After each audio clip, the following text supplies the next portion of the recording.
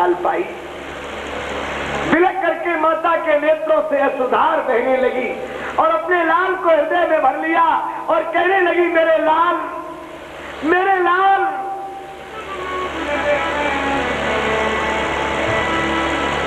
राम ही मात अगर ना आए, शुद्ध लेकर ना आए तो मेरे द्वारा मरवा दिए जाओगे। ये नियम आप लोगों के लिए नहीं बनाया गया, ये नियम इस अधम अंगद के लिए बनाया गया, क्योंकि मेरा नीच चाचा पिता बधे पर, पिता बधे पर मार तू मोही, राखा राम निहोरन होही, पिता बधे। पिता को मरवाने के बाद मुझे भी मरवा देता, मार देता, लेकिन मेरे पिताजी ने चतुराई की जो कि मेरा हाथ प्रभु के हाथ में दे दिया। लेकिन तब उसकी चाल न चली तो अब उसने नियम बना दिया मुझे मरवाने का ढंग। ठीक उसी प्रकार माता सुनीति व्याकुल थी, लाल को भयभीत कर रही थी कहीं मेरा लाल सुरती के पास न पहुंच जाए। लेकिन भक्तराज ध्रुव ने हृदय में विचार किया, मेरे साथियों के पिता, मेरे साथियों को गोद में भरकर हृदय से लगाकर मुख चूम कर सर चूम कर कितना स्नेह करते हैं। मेरे पिता भी मुझे गोद में भरकर हृदय से लगाकर मेरा मुख चूम कर मेरा स्नेह करेंगे। आज मैया से खेलने का बहाना करके सीधा राज दरबार के लिए गया। सुरजी राजा के सर पर सवार हो चुकी है, कभी दरबार में, कभी महल में, कभी महल में, कभी दरबार। एक जगह उसका पैर नहीं टिकता। अभी अभी अपने लाल को महाराज की गोद में देकर महल में गई, तब तक भक्तराज ध्रुव ने प्रवेश किया। जरा भागवत के श्लोक पे आ जाइए, अभी तक का प्रसंग दूसरे पुराणों का था। एकदा सूर्य पुत्रम अंकम आरोप्य लालयन उत्तमं नारुक्षन्तम ध्रुवं राजा में देखी गई है। और तब तक ध्रुव ने जब प्रवेश किया, पुत्र स्नेह में विवश होकर महाराज जी ने उत्तम को गोद से गद्दी पर बिठाया, डालकर अपने लाल ध्रुव को उठा के गोद में भर लिया। और गोद में भरने के बाद हृदय से लगाना चाहते थे, मुख चूमना चाहते थे, तब तक सुरुचि आ गई। श्लोक कह रहा है, तथा चिकीर्षमाणमुतम् शपथनया तनयम् ध्रुवम् सुरुचो सुरुचि शृण्वतो राज्ञा शेषी महाति गर्विता। देखिए, गर्विता नहीं लिखा, इस गोद गद्दी का अधिकारी नहीं। बालो सिपतनात्मानम अन्य स्त्री गर्भ संवृतम नूनम वेदवान से दुर्लभे अर्थे मनोरथ। निश्चय तूने दूसरी स्त्री के गर्भ से जन्म लिया है, अज्ञानी, इसलिए तेरा ये दुर्लभ मनोरथ पूर्ण नहीं होगा। हाँ, एक उपाय बता रही हूं तुझे। अगर तुझे इस गोद गद्दी की कामना है तो उपाय बता रही हूं। तपसा आराध्य पुरुषम तत्सैवानुग्रहेण में गर्भे तुम साधयात्मानम यदि क्षसी निपासनम। तपस्या के द्वारा उस आराध्य पुरुष का ध्यान कर, उसकी कृपा का पात्र बन, उससे कहना कि अब की बार मेरा जन्म सुरुचि के उदर से हो तो तुझ गोद गद्दी का अधिकारी हो सकता है। और धक्का दे करके निकाल दिया। भक्तराज ध्रुव ने सारे दरबार में देखा आंसू बहाते और किसी ने ध्रुव की कोई बात नहीं कही। मैत्रेय जी कहते विदुर, मातु सपत्ना शतुरुक्त विद्धा स्वतन रुषा दंडा तो यथाहि इत्वामि संतम पितरमु सन्नवादम जगाम मातु प्ररुदन सकासम। देखिए यहां पर श्लोक में मौसी शब्द का प्रयोग नहीं किया है। माता की शौक, मातु सपत्न्या, माता की शौत के दुर्वचनों से व्यथित होकर के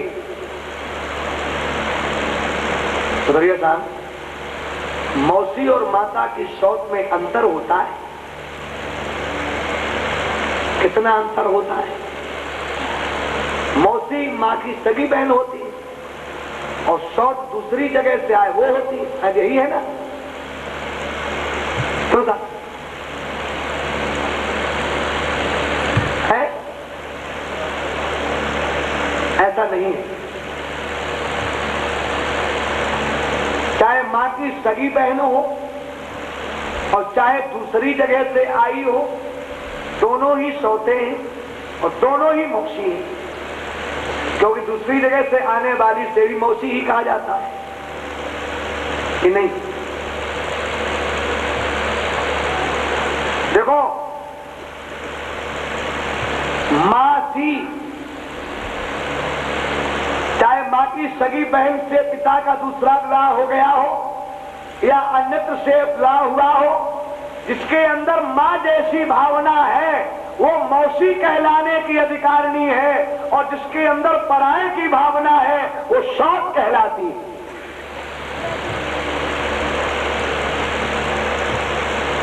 देखिए, कोई कोई भाषा कहीं की अच्छी लगती है और कोई भाषा कहीं की अच्छी लगती है।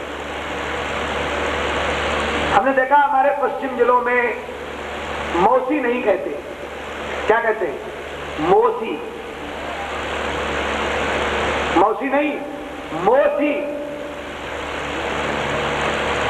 चलिए ऐसा अलीगढ़ में, मथुरा साइड में, वहां मौसी के मौसी, माँ कहती लला मौसी।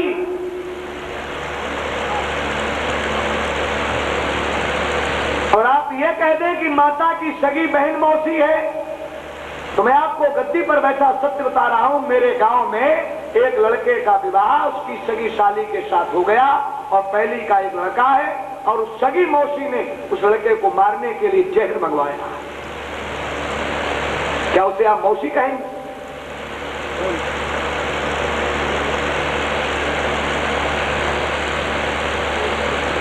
वो तो अचानक बेचारा आ गया तो पुड़िया पड़ी मिल गई। उसने कहा हमारे यहाँ चूहा हुआ तो है नहीं, ये पुड़िया कैसी? तो चोर में पैरी कितने होते? मारा पीटी की बात खुद। और आज देखिए, वही लड़का जिसको मारने का उसने विचार किया था, और वही कमा के हिमाचल प्रदेश से लाके पूरे परिवार का पालन कर रहा था।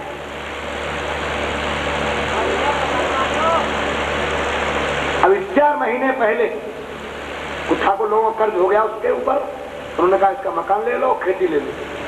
उस बच्चे ने कहा नहीं, 4 महीने की मोहलत दीजिए, हम सब कर्जा पटा।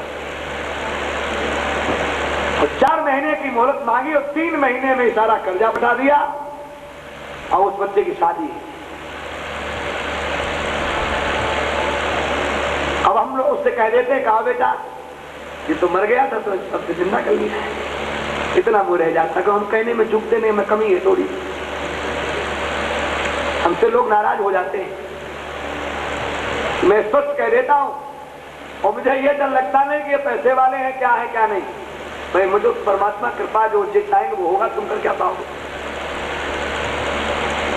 न तुम मुझे कुछ दे दोगे और न तुम ले पाओगे। मुरली वाला ही सबको नचाता है, तुम्हें भी नचा रहा, हमें भी नचा रहा। बोलिए गोविंद भगवान की जय। देखिए, तो आप समझे कि नहीं?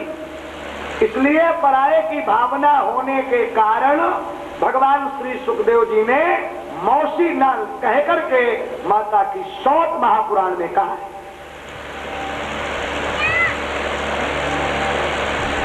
इसलिए हमें तो ऐसा लगता है इस ग्वालियर में तो सब मौसी होगी, सौतें तो कोई नहीं होगी। अगर हो तो समझ लेना कि धोखा मत खा जाना। अपने पुत्रों से ज्यादा इसमें उन पुत्रों से करना, क्योंकि तुम्हारे पुत्र हो सकता है तुम्हें रोटी न दे और वो पुत्र तुम्हें वो रोटी दे सकते हैं। ये हजारों प्रमाण है मेरे सामने।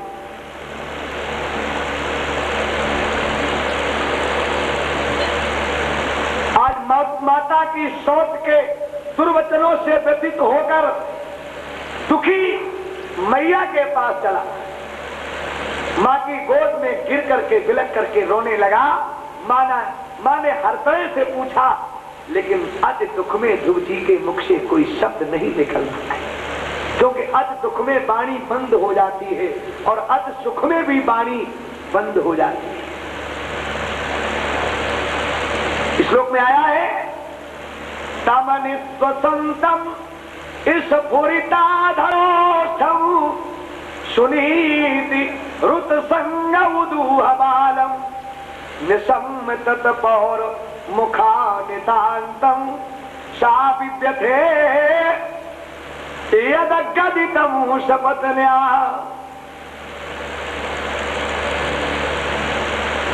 खिड़की भर गई है, शब्द नहीं निकलता है। पूर्वासी कुछ गर्म दिल के सभा में बैठे थे, उनसे ये अन्याय नहीं सहा गया। उठे चले आए और कहते आ रहे थे, ऐसे नीच राजा के दरबार में मुझे कभी नहीं जाना है। जो अपनी पत्नी को और पुत्र को न्याय नहीं दे सकता वो मुझे न्याय क्या देगा। लेकिन रास्ता उधर से था जहां माता सुनीति की झोपड़ी थी, जहां बिलक करके लाल से दुख का कारण पूछ रही थी। पूर्ववासियों ने कहा, मैया व्यर्थ में रोने से क्या लाभ है, जो अपने हाथों से पैरों में कुल्हाड़ी मारे उसे कौन बचाए। और दरबार की सारी घटना माता सुनीति को बताई। जो लमाने मन हरि सुमिरन धन भावे,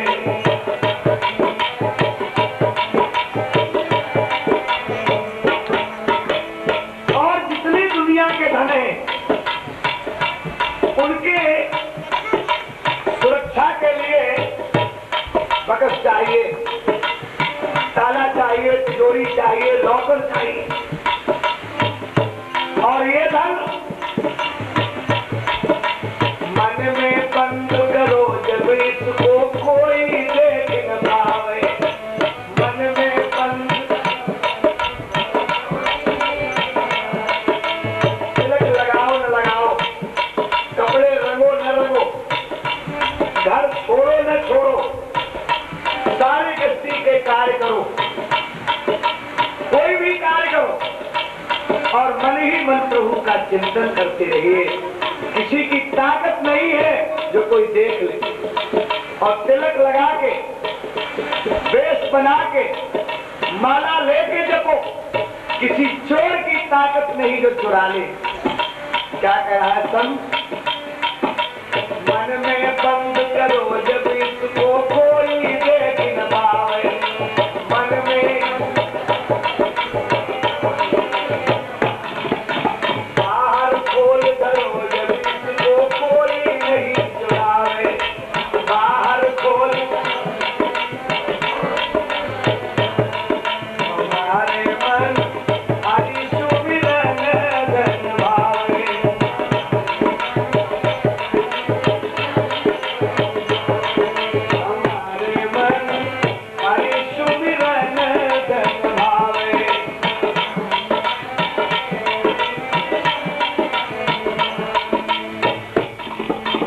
अग्नि नहीं जलावे इसको पानी नहीं गलावे।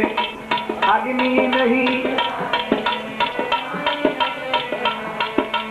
अग्नि नहीं जलावे इसको पानी नहीं जलावे।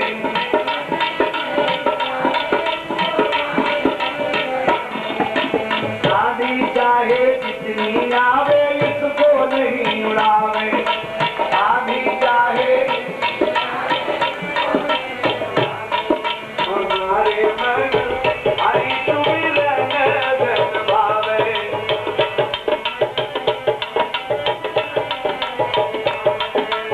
और धनों को बटवाने के लिए न जाने कितने तैयार हैं, झूठे बैनामा, झूठी वसीयतें, और ये धन भाई बंधु और कुटुंब कबीला कोई नहीं बचावे। भाई बंधु और भाई बंधु और कुटुंब कबीला कोई नहीं बचावे। भाई बंधु और जब रस बिंदु हृदय में आवे आत्म ही दर्शावे। जब रस बिंदु हृदय में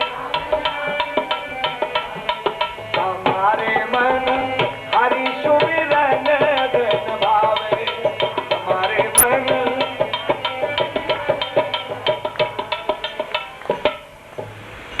ऐसे जाओ, मेरे लाल से कह देना आज से तुम्हें 2 शेर जो मिला करेंगे।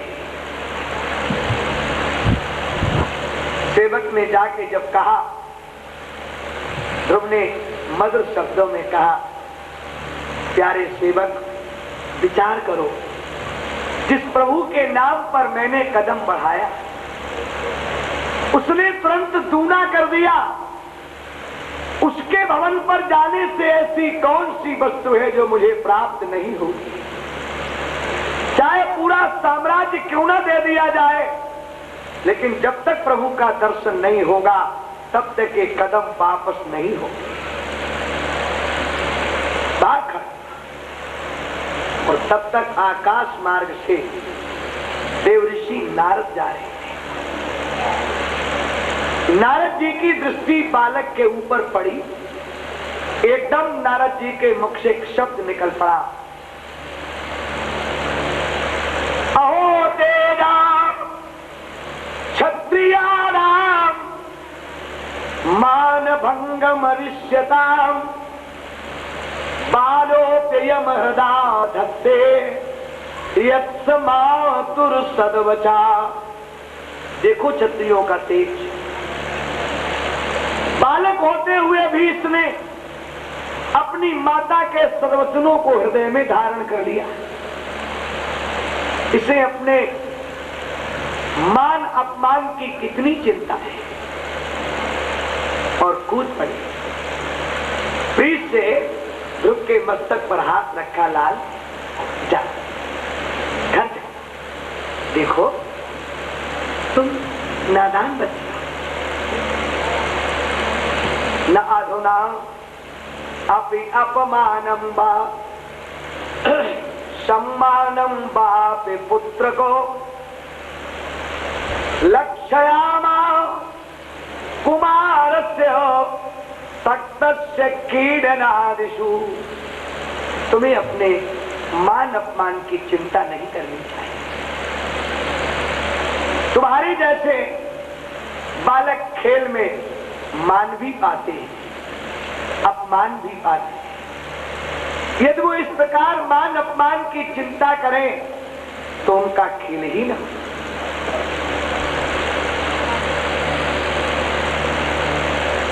ध्रुव ने कहा, भगवान आपकी बात सत्य है, मैं खेलने कूदने वाला बालक ही हूं, लेकिन मैं क्षत्रिय हूं। शब्दों पर ध्यान देना, खेलने कूदने वाला बालक तो हूं, लेकिन मैं क्षत्रिय हूं। अथापि मे विनीतस्य छात्रम घोर मुपेयुषा सुरुच्या दुर्वचो बालई न भिन्ने स्त्रियते हृदय।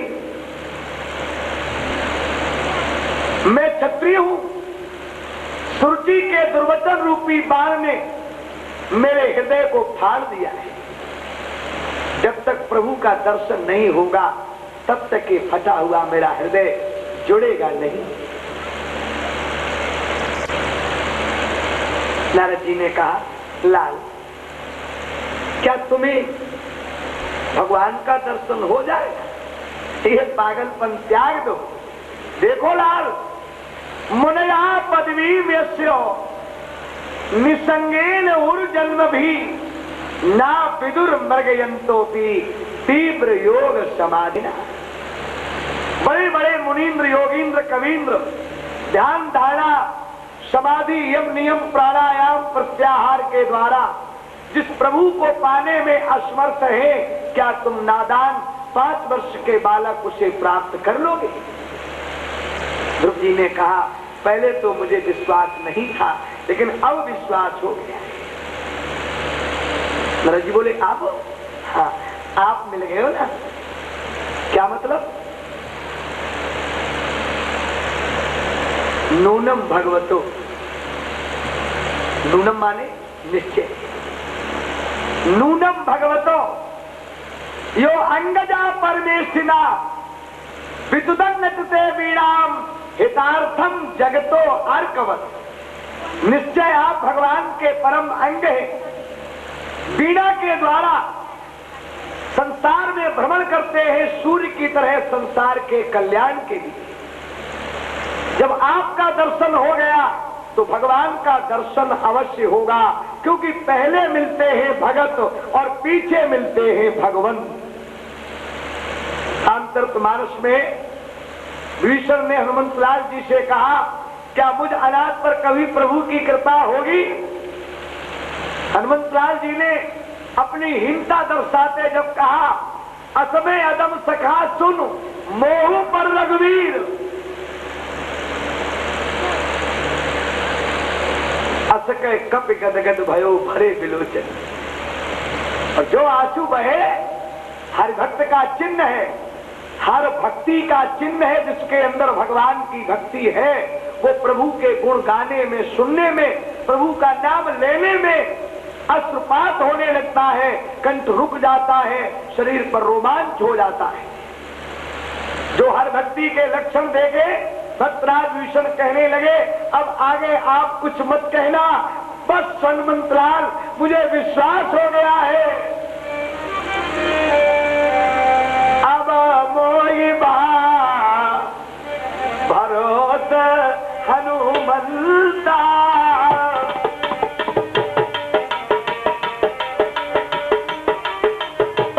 अब मोहि भरोस हनुमंता, बिनु हरि कृपा मिले नहीं संता, बिनु हरि कृपा मिले नहीं। जब तक भगवान की कृपा नहीं होती, तब तक संतों का दर्शन नहीं होता। संत का दर्शन प्रतीक है भगवान की कृपा का। नारद जी बोले, लाल तो भगवान का दर्शन ऐसे तुम्हें नहीं होगा। अपने गुरु जी की बात पर विश्वास करो। सुधरिया जी, ध्रुव जी का गुरु कौन है?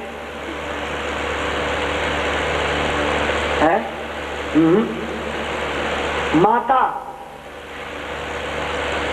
हमारा आप सबका प्रथम गुरु माँ है। और गुरु तो जन्म लेने के बाद मिलते हैं, और माता गुरु तो जन्म लेने से पहले से है। लोग अपनी संतान को बनाना चाहते हैं जन्म लेने के बाद। ये बड़ा भारी पागलपन है। जन्म लेने के बाद ना संतान बनाई जा सकती है और ना संतान बिगाड़ी जा सकती है। संतान के बनाने और बिगाड़ने का समय है माता का गर्भकाल। गर्भ में माता का भोजन, माता का वस्त्र, माता की वाणी, माता का रहन सहन जिस प्रकार का होता है, उसकी संतान पर वही प्रभाव पड़ता है। तमाम प्रमाण आपको शास्त्रों में मिलेंगे। भक्तराज प्रहलाद ने सारा का सारा भगवान की भक्ति का रहस्य नारद जी के द्वारा माता के गर्भ में ही प्राप्त कर लिया था। भगवान श्री सुखदेव जी ने अमर कथा सुनाने के समय सारा का सारा रहस्य प्राप्त कर लिया। जो शेष रह गया तो माता सुखी ने सुखदेव जी को अपने उदर में 12 साल तक रखा। और उस समय भगवान व्यास ने अखंड तप किया, साधनाएं की, वेद पुराण शास्त्रों का उपदेश माता सुखी को किया। और जन्म लेते ही भगवान श्री सुखदेव जी योगियों के भी परम गुरु कहलाए। इसलिए सबसे अधिक सावधान रहना पड़ता हमारी माताओं को गर्भ के समय, यदि अपनी संतान को सुलक्षणी बनाना है तो। और विशेष बात यह है कि और समय चाहे चूक भी जाए, लेकिन गर्भ जब 5वें महीने में आरंभ हो जाए तब से लेकर जन्म तक विशेष सावधान रहने की आवश्यकता है। उस समय बालक बालिका माता के कानों से सुनते हैं, माता की आंखों से देखते हैं। अगर ये गलत होता तो अभिमन्यु जी ने क्या कहा है कि मैंने चक्र विभेदन की क्रिया माता के गर्भ में अपने पिता से सुनी, लेकिन 7वें द्वार की विधि पर माता मेरी सो गई और माता के साथ मैं भी सो गया। ये प्रमाण है कि नहीं? तो समझ लेना, कच्चे घड़े पर जैसे दाव बेल बूटे बना लीजिए, पकने के बाद बना दीजिए, वो स्थायी नहीं होंगे। और खोदा खादी करोगे तो घड़ा फूट जाएगा। बोलो गोविंद भगवान की। तो नारद जी ने कहा, लाल और भी ध्यान कीजिए, जन्म लेने के बाद भी माता ही प्रथम गुरु है। माता ही बैठना, बोलना, चालना, सारी क्रियाएं प्रारंभ में माता ही सिखाती है।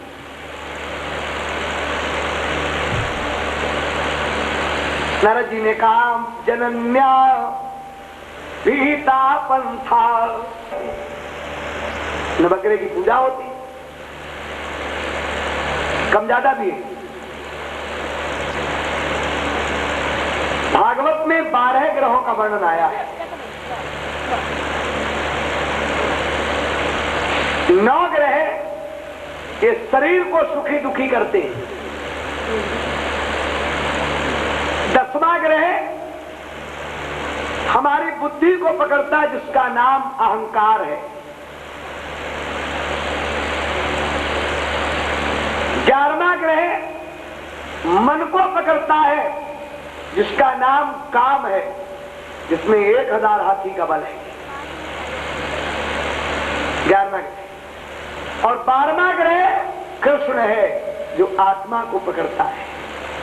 और जिसकी आत्मा को कृष्ण ग्रह पकड़ लेता है, संसार में उसका कोई बाल बाका नहीं कर सकता, कोई ग्रह उसको पीड़ा नहीं पहुंचा सकते। कोई यह श्लोक में आया है, नारद जी कहते, लाल धर्मार्थ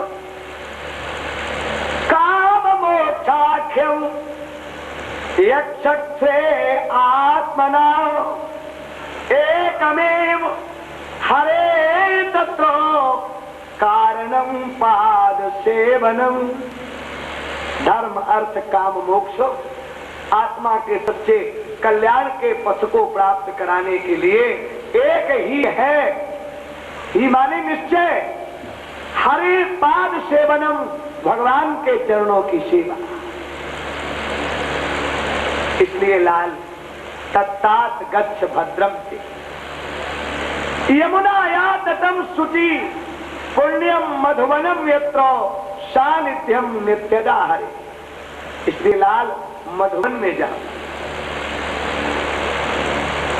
साहब मधुवन जानते कहाँ है? नहीं है? नीलम तुम्हें मालूम मधुवन कहाँ है?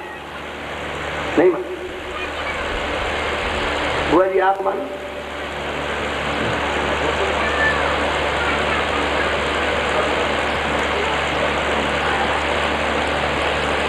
मथुरा का ही नाम पुराना मधुवन है। यहाँ पर मधु नाम का दैत्य रहता था। यहाँ पहले वन था, मथुरा नहीं, नगरी नहीं थी। त्रेता में शत्रुघ्न जी ने मधु दैत्य के पुत्र लवणासुर को मार करके यहाँ पर मथुरा नाम की नगरी बसाई है। पहले यह नगरी नहीं, और यह प्रमाण भागवत का है, कहीं दूसरी जगह का नहीं। इसे देखना हो मैं दिखा सकता हूं। शत्रुघ्न जी ने मथुरा में प्रथम राज्य किया है। मथुरा का प्रथम राजा महाराज शत्रुघ्न जी है। लेकिन जब ध्रुव जी ने राज तपस्या की तो वहां बंद था। लेकिन इतना ध्यान करना, मधुवन के कणकण में, मथुरा के कणकण में सदा से भगवान का निवास रहा है और सदा रहेगा। सानिध्यम नित्यदा हरे। इसलिए लाल यमुना में स्नान करके ओम नमो भगवते वासुदेवाय इस महामंत्र का जप करना। चार भुजा शंख चक्र गदा पद्मधारी पीले रेशमी वस्त्र को धारण करने वाले, मेघ के समान श्यामले अंग वाले प्रभु का चिंतन करना। कोई तुम्हें बुलाता रहे, जब तक ये छवि दर्शन दे आंखें मत खोल देना। समझा बुझा के भेज दिया और नारद जी उत्तानपाद जी के दरबार में आए, जहां उत्तानपाद पुत्र के दुख में दुखी होके रो रहे। नारद जी का स्वागत सत्कार तो किया, पर आंसू बहाते। आसन ग्रहण करके नारद जी ने उत्तानपाद जी से पूछ दिया, राजन किम ध्यायसे दीर्घं मुखेन परिशुष्यता किं वा नारिष्यते कामो धर्मो वार्थेन संयुता। राजन, जागृत कर दिया मेरे मन बुद्धि प्राण इंद्रियों को, जागृत कर दिया। ऐसे प्रभु के लिए मेरा हृदय से बारंबार प्रणाम है। एकस्तमेव भगवन इदमात्म शक्त्या माया खयोर गुण महदादिशी। आप अकेले होते हुए भी सारी सृष्टि में प्रवेश करके माया के द्वारा, गुणों के द्वारा नाना प्रकार के खेल रचाने वाले, सारे जीवों को घुमाने वाले, हे प्रभु मैं आपकी शरण में हूं।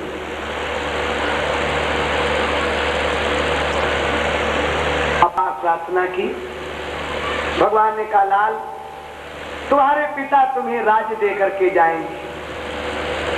तुम अपने पिता का राज्य 37 वर्ष सहस्त्रम तावत व्याहितेन्द्रिया यत्र ग्रैरक्ष ताराराम ज्योतिषाम चक्रमाहितम। तुम्हारे पिता तुम्हें राज्य देकर जाएंगे, तुम 36,000 वर्ष पिता के राज्य का भोग करो। अंत में मेरे उस ध्रुवलोक के लिए आओगे, जहां पर सूर्य चंद्र नक्षत्र सप्तऋषि सदा तुम्हारा परिक्रमा करेंगे। इतना कहकर भगवान ने कहा, तुम्हारी मौसी तुम्हारे भाई को यक्ष जब समाप्त कर देंगे, उसके वियोग में जंगल में जल करके समाप्त हो जाएगी। तुम भाई का बदला लेने के लिए जाओगे, बाबा मनु के कहने पर शांति लाओगे और राज्य भोग करके मेरे ध्रुवलोक के लिए आओगे। इतना कहते कहते भगवान अंतर ध्यान हो गए। ध्रुव रोने लगा, प्रभु ने मुझे सब कुछ देने को कहा, लेकिन जो देना चाहिए वो नहीं दिया।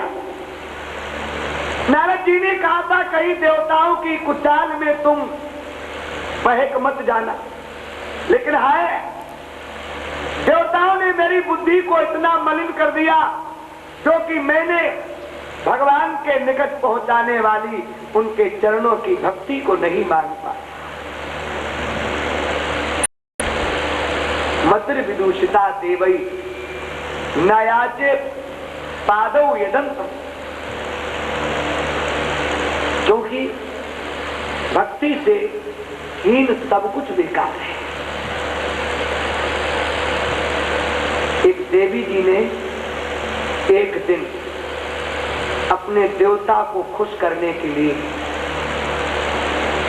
भोजन तैयार किया, पूरी ताकत लगा दी और जब देवता के सामने थाल लेके गई तो देवता ने जैसे ही मुंह में ग्रास दिया, मुंह टेढ़ा किया।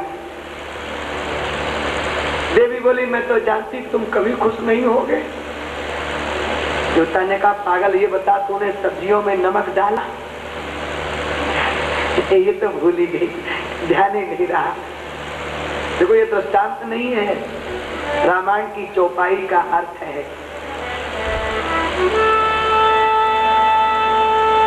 भगतहीन नर सोहन कैसे लवन बिना बहु जंजन जैसे लवन बिना लवन बिना बहु जंजन। भक्ति से ही मानो ठीक उसी प्रकार बेकार है जैसे नाना प्रकार के पकवान व्यंजन भक्ति के बगैर व्यर्थ है, फीके। इसीलिए नमक का नाम संतों ने राम रस रखा है। क्या नाम है? राम रस। जैसे मानव का जीवन राम रस के बगैर बेकार है, ऐसे ही पकवान राम रस के बगैर, नमक का नाम ही संतों ने राम रस रख दिया है। अब कहीं नई जगह पर हम जब लोग मांगते हैं तो राम रस कह देते हैं तो बहुत लोग कहते हैं, पंडित जी क्या होता है? क्योंकि हमारे संतों विद्वानों के समुदाय में वस्तुओं के नाम अलग अलग हैं। हमारे संत भगवान मिर्च से मिर्च नहीं कहते हैं, लंका कहते हैं। हल्दी से हल्दी नहीं कहते, पीतांबरी कहते हैं। अलग अलग नाम है। तो ये बड़े परमार्जित शब्द हैं। ध्रुव रोता हुआ अपने नगर के लिए चल दिया। नारद जी के द्वारा उत्तान पात को ज्ञात हुआ कि आपका लाल भगवान का दर्शन करके आ रहा है। तमाम संतों विद्वानों को साथ लेकर, मांगलिक वस्तुओं को लेकर, मांगलिक बातियों को बजाते हुए लाल का स्वागत करने के लिए नगर से बाहर आ गए। ध्रुव ने दूर से देखा, प्रभु का ध्यान किया। प्रभु, मेरे पिता मुझे हृदय में न भरने पाए, उससे पहले मेरा मस्तक पिताजी के चरणों में हो। और यही हुआ। जब तक पास संभले तब तक भक्त का मस्तक पिता के चरणों में था। प्रेम के आंसुओं से मानो नहला दिया हो। ध्रुव ने यथा योग्य सभी पूर्ववासियों को अभिवादन किया, सभी को सम्मान दिया और पालकी में बैठी माता सुरुचि के चरणों में प्रथम वंदन किया। जहाँ सुरुचि लज्जित आंसू बहा रही थी, ध्रुव ने कहा, मौसी, अगर आप मुझे ललकारती फटकारती नहीं तो आपके लाल को भगवान का दर्शन नहीं होता। एकदम सुरुचि के मुख से निकल पड़ा, जीव जीवे थी बात गद गदया गिरा, जियो जियो मेरे लाल, बहुत काल तक जियो। उत्तम जैसे भाई के चरणों में गिरने को आया, ध्रुव ने भाई को बीच में ही हृदय में भर लिया। दोनों की प्रीत देखकर कोई ये नहीं कह पा रहा था इसमें ध्रुव कौन है और उत्तम कौन।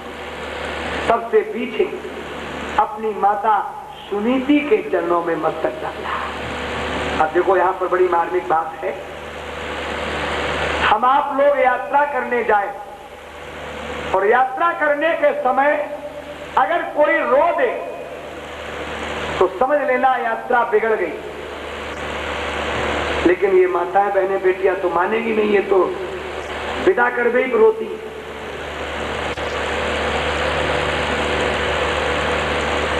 ठीक है, लेकिन इनका रोना अनुचित नहीं है। शास्त्र कह रहा है, सुनीत ऋत जननी प्राणेभ्यो अधिकम सुतम प्रियम पया स्तनाभ्याम सुस्राव नेत्रजयी सलिलई शिवई। प्राणों से प्यारे पुत्र को चरणों में मस्तक डालते जब जाना, एकदम मां ने हृदय से भर लिया, हृदय से दुग्ध की धार बहने लगी और नेत्रों से कल्याणकारी जल बहने लगा। नेत्रजयी सलिलई शिवई, शिवई कल्याणकारी। देखिए, माताओं के आंसू सदा अपनी संतान के कल्याण के लिए बहते हैं। किसी के आंसू यात्रा के समय देखने को मिल जाए तो यात्रा बिगड़ जाए, और माता के आंसू देखने को मिल जाए तो यात्रा मंगलमयी हो जाती है।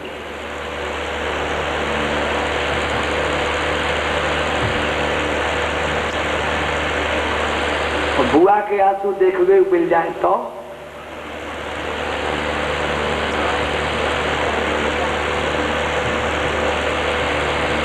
हंसने की जगह नहीं।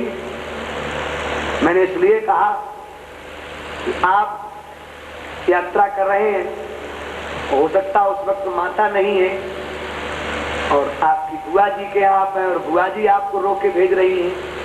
असुभक क्षयम, भोग जितने ज्यादा भोगे जाए उतने ही पुण्यों का नाश होता है, और भोग जितने कम भोगे जाए उतने ही पापों का नाश होता है। बद्रिया साहब, भोग किसे कहते हैं मालूम?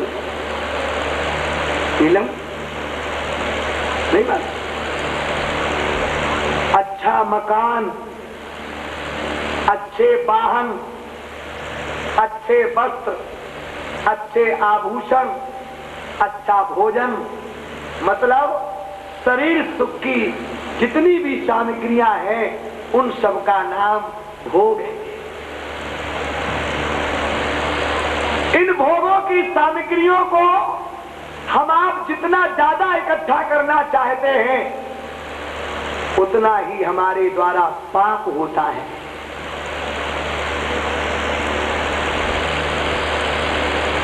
खूब समझ लेना, अधिकतर चमकीले दमकीले साधन जो लोगों के पास दिखाई दे रहे हैं उनमें जो चमक दमक है वो गरीबों के खून की है।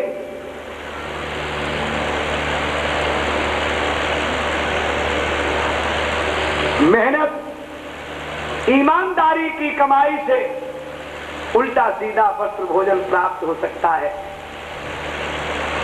लेकिन चमकीले दमकीले साधन प्राप्त नहीं हो सकते। बहुत मुश्किल है। अब जैसे बड़े बड़े अफसरों की तनख्वाहें ज्यादा हैं, वो लोग कहेंगे तो उनके उतने साधन भी बड़े बड़े हैं, उसी स्तर से उनका मकान है, सब कुछ है, और उनसे मिल के पूछो कि वो अगर तनख्वाह पर ही अपने परिवार को चलाए तो चला नहीं सकते उस स्तर से, तो उस स्तर से उन्हें रहना पड़ेगा। लेकिन जहां उनके स्तर से ज्यादा है वो बस गड़बड़ है। नहीं गड़बड़ है, गड़बड़ है। बोलो गोविंद भगवान की। भैया ध्रुव जी ने कहा है मैंने 36,000 वर्ष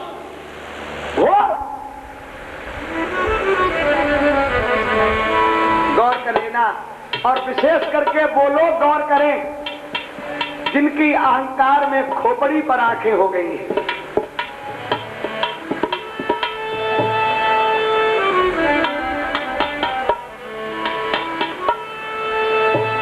हरे कृष्णा कृष्णा कृष्णा हरे हरे,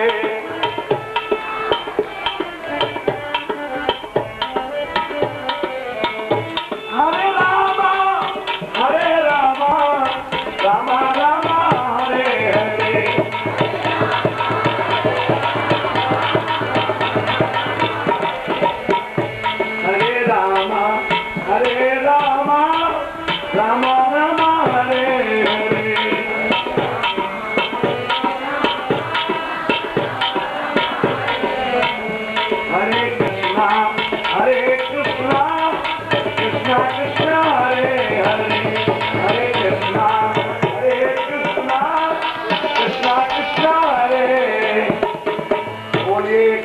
रामचंद्र भगवान की, अयोध्या नाथ की, शंकर भगवान की।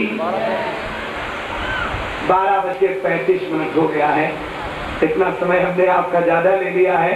अब यही विश्राम हो रहा है। 3 बजे से फिर सेवा होगी। बोलिए कृष्णचंद्र भगवान की।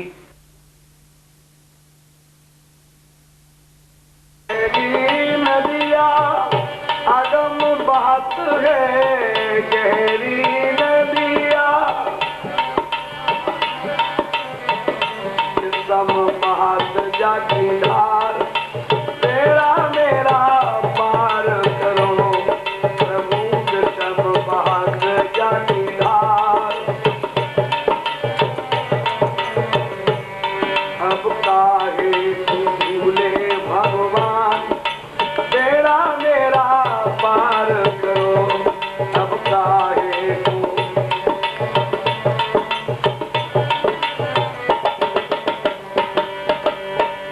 गहरी नदिया नाव पुरानी, गहरी नदिया,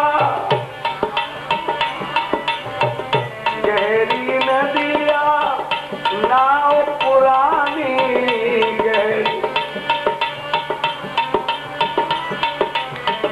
आन पति मझधार, तेरा मेरा पार करो प्रभु आन पति मझधार।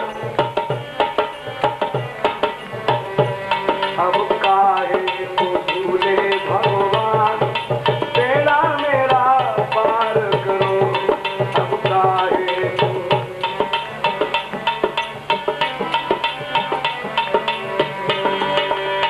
देख लिया मैंने जग सारा, देख लिया, देख लिया मैंने जग सारा, देख लिया। अब आयो शरण तुम्हार, तेरा मेरा पार करो। अब आयो शरण तुम्हार,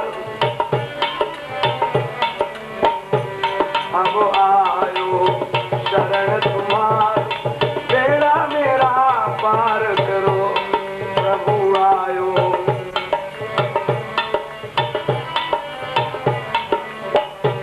अब काहे तू भूले भगवान, तेरा मेरा पार करो। अब काहे तू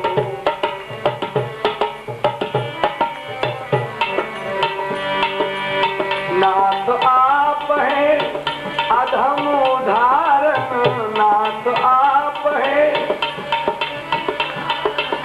नाथ आप है अधम उदाहरण, नाथ कर देना भव पार, तेरा मेरा पार करो प्रभु कर देना भव पार। अब काहे तू भूले भगवान, तेरा मेरा पार करो। अब काहे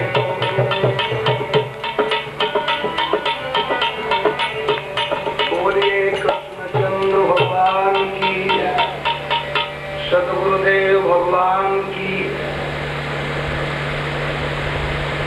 महाराज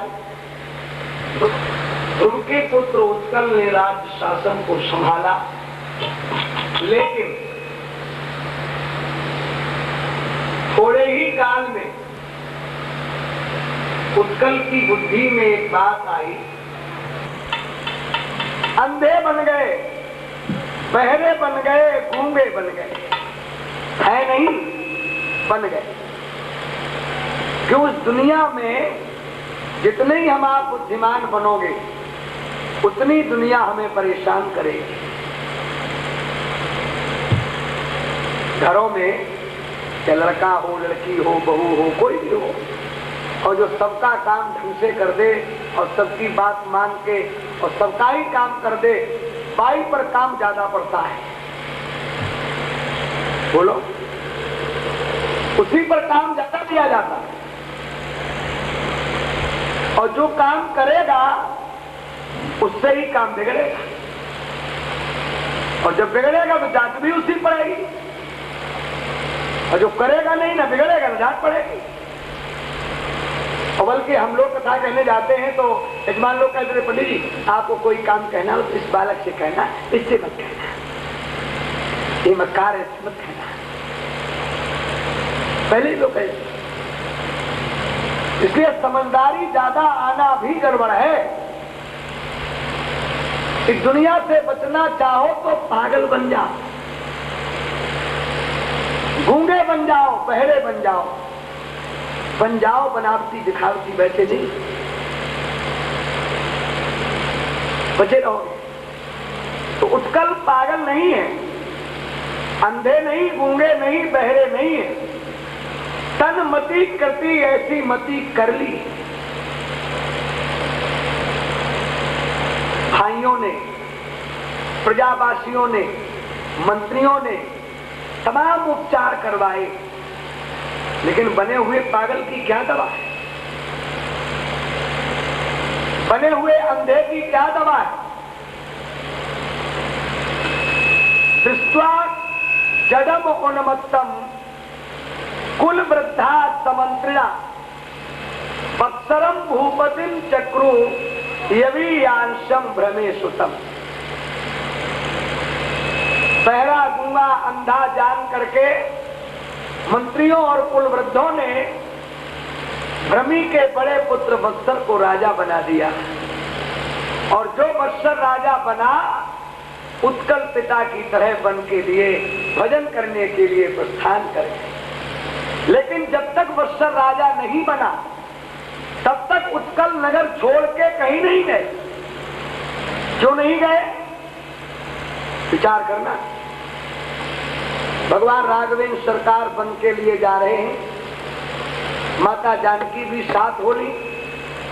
लक्ष्मण जी को पता लगा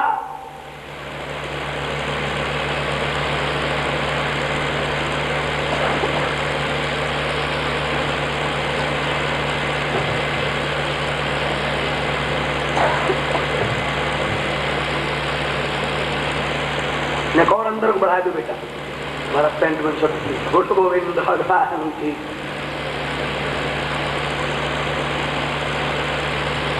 वो गिर जाएगा, फिर गिर जाएगा।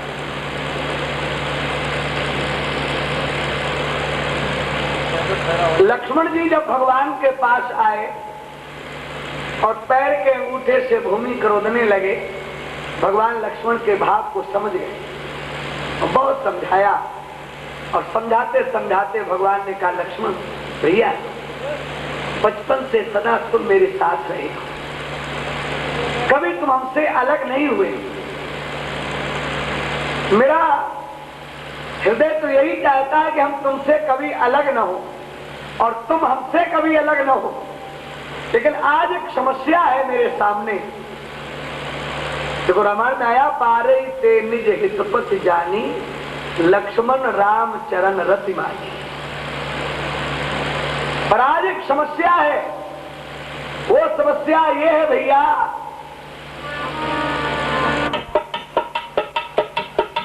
रावो वृद्ध मोरे दुख, भवन पर भरत नहीं, शत्रुघ्न नहीं, बूढ़े पिता मेरे दुख में दुखी। कौन संभालेगा माताओं को, कौन संभालेगा पिता को, कौन संभालेगा प्रजावासियों को? भैया आपने तो कायर बनकर के भाग मत जाना, तब छोड़ना है जब उसको संभालने वाला कोई अधिकारी अपने अधिकार में उसे मिले। इनके वंश में महान शांति प्रिय कर्मनिष्ठ भगवान का भक्त एक अंग नाम का राजा हुआ है, लेकिन उसके पुत्र जो हुआ है महादुष्ट हुआ है। रामचरित मानस में महाराज तुलसीदास जी ने सबसे बड़े 3 पापी बताए हैं और तीनों पापियों का पाप कर्म भी बताया है। देखिए, रामचरितमानस कोई साधारण चीज नहीं है। कभी कभी लोग प्रश्न कर देते हैं, तो उनसे हम ये प्रार्थना करते हैं कि भाई, भागवत आदि पुराण का अगर आप क्यों चंद्रमा ने अपनी गुरुपत्नी को कुदृष्टि से देखा, अपने से उम्र में जो भी बड़े हैं, किसी भी जाति के हो, उनकी पत्नी माताएं, अपने से जो छोटे हैं उनकी पत्नियां पुत्री, अपने उम्र के जो बराबर हैं उनकी पत्नियां बहनें। हमें हिलने की जगह कहीं नहीं। ससिद्धि गुरुगामी नहोस चढ़े भूमि सुरजान। दूसरा पापी चंद्रवंशी राजा नहोस। ये कथा महाभारत में है विस्तार से। नहोस ने 100 अश्वमेध यज्ञ करके 100 अश्वमेध यज्ञ का पुण्य प्राप्त किया। ऐसा शास्त्र में निर्देश है, जो 100 अश्वमेध यज्ञ के पुण्य को प्राप्त कर लेता है वो इंद्र पदवी का अधिकारी हो जाता है। इंद्र पदवी का नाम है, इंद्र किसी देवता का नाम नहीं। इंद्र पदवी है। उस समय में देवता इंद्र ने गुरुदेव बृहस्पति का अपमान कर दिया, वो रूठ गए। तुष्टा ऋषि के पुत्र विश्वरूप को अपना गुरु बनाया, जिनसे नारायण कवच प्राप्त किया। लेकिन उन्होंने जब यज्ञ कराया, देवताओं के साथ जब दैत्यों को आहुति देने लगे, इंद्र ने विरोध किया। उस समय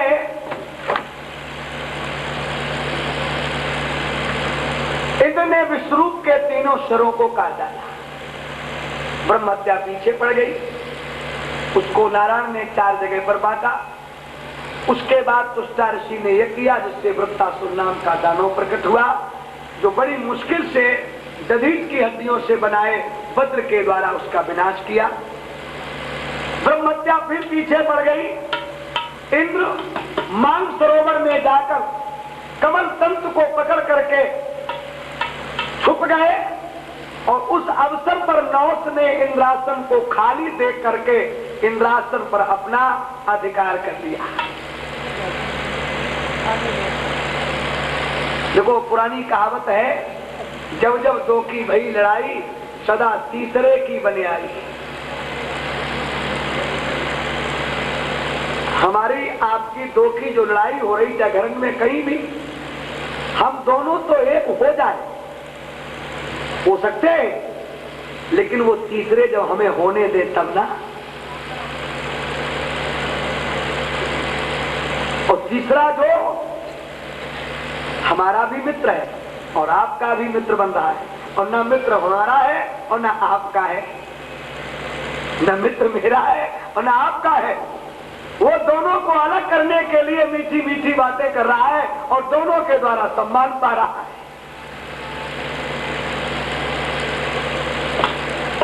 अब यही आज चल रहा है।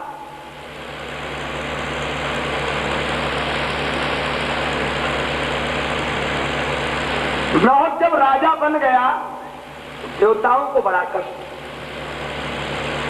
देवताओं ने युक्ति विचारी कि ये कैसे हटे। देखो, एक बात आपको बड़ी सुंदर बताऊं, किसी बैरी का विनाश यदि करना है तो किसी हथियार से उसका विनाश करने की इच्छा मत करना, बिल्कुल नहीं। और न उसके लिए कहीं विरोध प्रकट करना। बहुत जल्दी उसके मिटने का एक उपाय बता रहा हूं आपको कि बैरी को जितनी जल्दी मिटाना चाहो तो उसकी हर जगह पर बड़ाई करना आरंभ कर दो। हर जगह पर कभी उसके कानों में स्वप्न में भी उसकी बुराई न पहुंचने दो। मुंह पर भी बड़ाई करो, पीछे भी बड़ाई करो, जहां बैठो वहां बड़ाई करो। बड़ाई में इतना उसे डुबा दो कि स्वप्न में उसे अपनी बुराई सोचने का समय ही न मिले।